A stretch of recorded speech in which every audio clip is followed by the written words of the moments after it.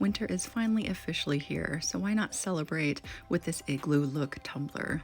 I know there's some of you out there that thrive in the cold weather, so this one's definitely for you. As always, I'll make sure to put everything I used today into the description box below in case you guys want to recreate this item. If you're new to my channel, don't forget to hit that subscribe button, and let's wake up, prep these tumblers, and slay all day. Let's do this.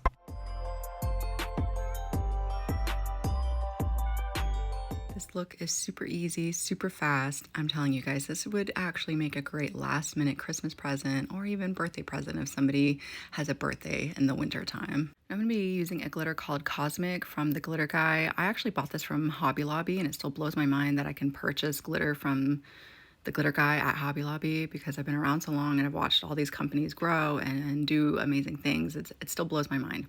Anyways, I'm going to be using that glitter, and I'm going to be doing this quick method where I put the glitter down into the epoxy and I put it onto the tumbler and let it cure in this fashion, just so that way I can get done faster. You see what I'm saying? And I'm using a quick setting epoxy as well for that purpose.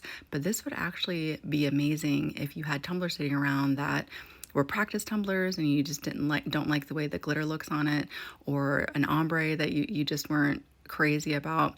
Use those, you know, because we're going to be placing that pattern over top of it, and you'll never really tell that you didn't like it underneath. Okay, this would be a great opportunity to use up those tumblers. But what I'm doing here is I'm just adding my epoxy, and I'm only spreading it out about an inch or two from the area that I poured it down at initially, so that way it doesn't get too sparse looking, because it can get a little sparse. But if you just even it out the best that you can, it'll be fine. So I'm going to go ahead and finish applying my glitter epoxy to this tumbler. And then of course I will hit it up with my torch, and I will let that cure completely before moving on to our next step. All right, on to the cool igloo look. So I've done this before. I'll make sure to tag the video, but I've done this before. It's so simple. We're going to take some electrical tape. We're going to cut it up into pieces, and we're going to make a brick pattern around the outside here. And the fun part about this is each one of these pieces do not need to be the same. In fact, I like it whenever they're kind of, you know, not correct. See how they're not like perfectly straight on each side? You don't want it straight. You want it to be a little crooked, a little off. That's how you want it. So I went ahead and I did a stripe, and I got around to the other side, and I'm just going to cut a little piece to finish off this one. See? No one will know. In the next row down, you're just going to take your next piece and just kind of put it in the center of the two above it, just like that. We're building bricks here, you know, we want it to be stable, you know what I mean? So that's what we're doing here. And you're just going to continue on with your rows in this fashion.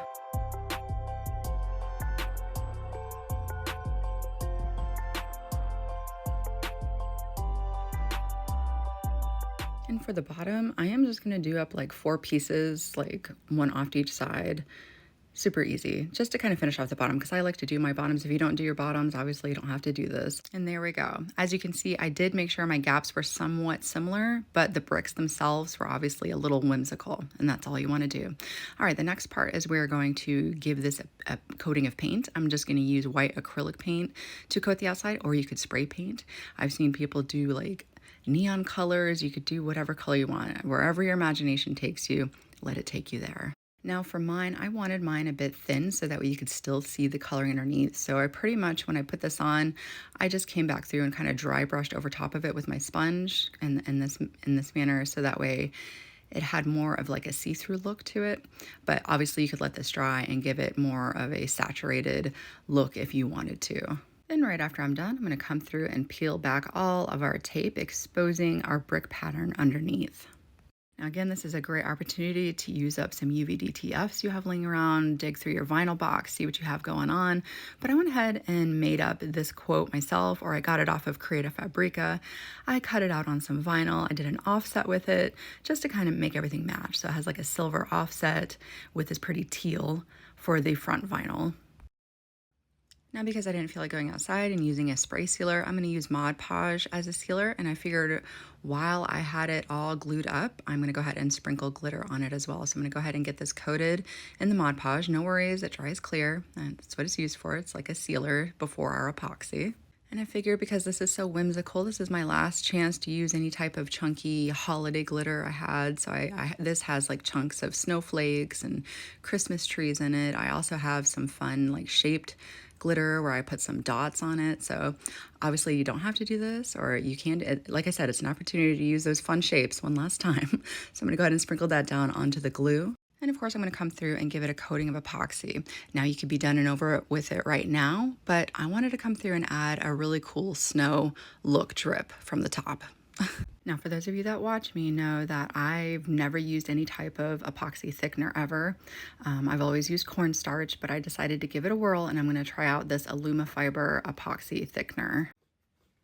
Now I have about 10 milliliters of epoxy mixed up in my cup here, and I'm moving right into applying this material straight down into the epoxy. So the point of this material is it thickens it up right away, so that way you can work with it in more pliable situations. It gives more descriptions on the back. We'll definitely have to come through and play with it a little bit more with some other projects maybe, because it's pretty neat. It's a pretty neat product. Like I said, I've never ever used a thickener before, and I know there is another product out there by a different company as well. If you guys have used that product, you let me know how it goes or how it is. I can give it a go as well. I believe it's called Nice and Thick. But you're just going to take a little bit at a time. It says just a little bit at a time. You're going to mix it up as you go, and then you're going to get it to the thickness that you want. And it happens pretty quick, like pretty instantaneously. After you add your scoops in and you mix it up, it's going to get thick right away. Now to give mine color, because it did have a little bit of a white color, I just wanted a little bit more saturated with color. I added just a dab of acrylic paint. You don't want to add too much acrylic paint because you could mess with the cure. So just a little dab of white acrylic paint just to make it a little bit brighter of that white. Now is the fun part. I mean, I'm moving in right away here. Like I just mixed up the epoxy. I just mixed in the Alumifiber, and now I'm applying it to the rim here. Now I did have to babysit it a little bit. I feel like I should have added a tad bit more of the Alumifiber because I still had to babysit it just a little bit. So I'm gonna go ahead and get this applied to my rim, but it definitely doesn't move as quick as when you don't have the Alumifiber, or you don't have to sit and babysit it, which is so amazing. Like you don't have to babysit it too much, you know. It's pretty stiff as it is right here, but I definitely should have added a bit more for my first round here. And to help it out just a little bit, I came through with my stick and just kind of smoothed out some of those areas that I wanted it to look a little bit more rounder versus like more spider leggy. You know, you don't want it spider leggy, you want it to look like snow. So it's okay to come through and help it out just a little bit with your stick. So I'm gonna go ahead and let that cure, and I decided to come through and add a second drip over top. Now again, I did 10 mLs. I added a little bit of white acrylic paint, but I added more Alumifiber this time, and look how much, it's almost like the consistency of a frosting. That's exactly what I want. That's not gonna go moving on me. See how it's not even barely moving off my stick? That's how I want it. And just like the first round, I'm going to come through and apply that with my stick, and I'm going to help it out a little bit here and there, giving dimension to the areas that I want more dimension.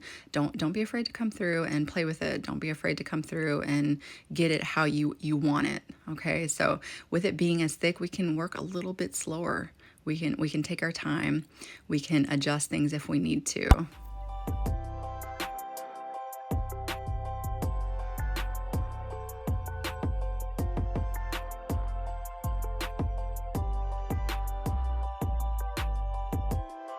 And look at that, right where I applied it is right where it stayed. Now I'm just gonna go ahead and let that cure, and she'll be ready to go. Whether you take this design and duplicate it as is, or you take it and let it inspire you to create something that is completely your own, I hope that you guys enjoyed this tutorial today. Again, don't forget to hit that subscribe button, and I will see you guys in the next video.